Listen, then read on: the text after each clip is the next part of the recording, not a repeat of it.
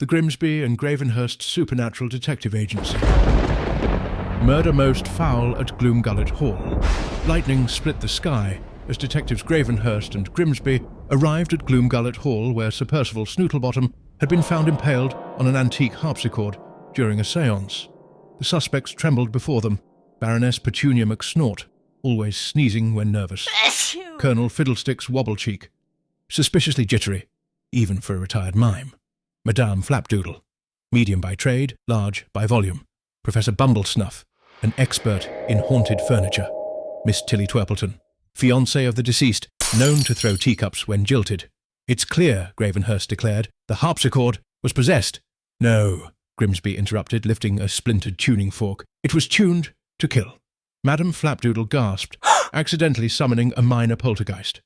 Professor Bumblesnuff confessed. He called my haunted ottoman a footstool with delusions. I had no choice.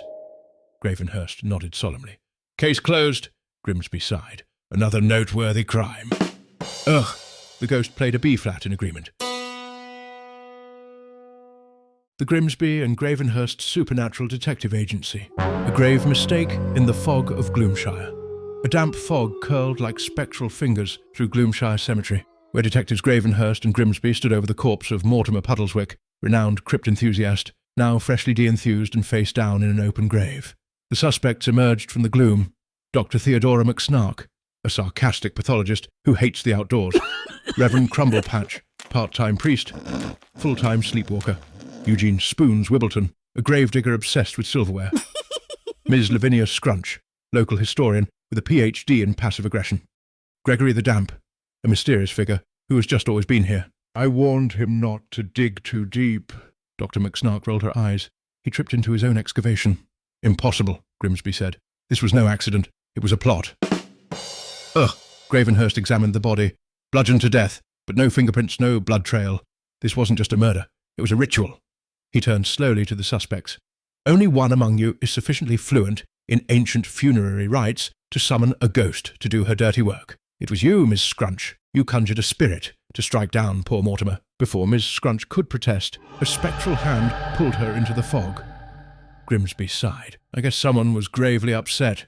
A skeleton applauded politely from a nearby mausoleum.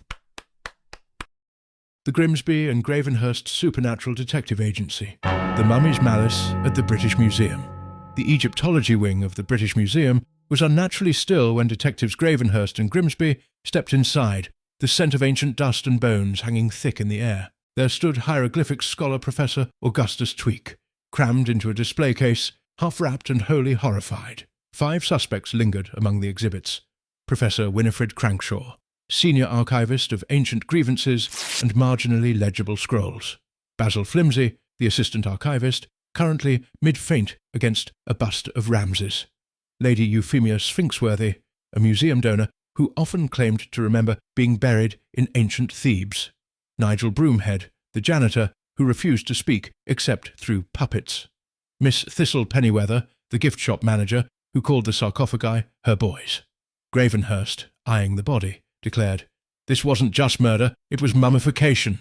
Grimsby, peering at the victim's last scribbled notes, read aloud, The curse.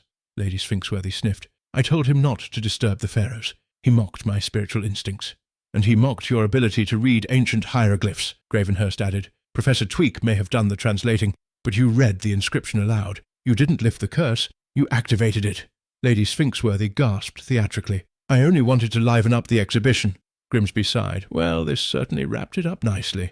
The pharaoh spit out his tea. The Grimsby and Gravenhurst Supernatural Detective Agency. Murder afloat on the HMS Clotted Fog. The HMS Clotted Fog creaked its way through the English Channel under a blanket of dense mist. Passengers paced nervously on the promenade deck, one of them no longer in the mood for promenading, due to being quite thoroughly dead. Captain Archibald's sloop had been discovered slumped over the ship's wheel, a sextant protruding from his spine. Detectives Gravenhurst and Grimsby were summoned from first-class supper to first-degree murder. All 5 suspects were members of the crew. Chief Steward Trevor Penwither, who believes death is no excuse for bad posture. Quartermaster Lionel Pewsnap, a nervous man who keeps misplacing the anchor. Ship's nurse Harmonica Blythe, no nonsense and sharp, with a thermometer. Bosun Tobias Tug Bramble, who insists he can speak fluent Seagull. Cook Belinda Drood. Her spotted dick is as salty as her language. Gravenhurst inspected the body. Clearly someone wanted the captain to go off course. Permanently. Grimsby sniffed. There's a faint scent of seaweed and something spectral. The ship gave a mournful creak. Boatswain Bramble smirked, told him not to sail blind into haunted waters. Gravenhurst turned sharply.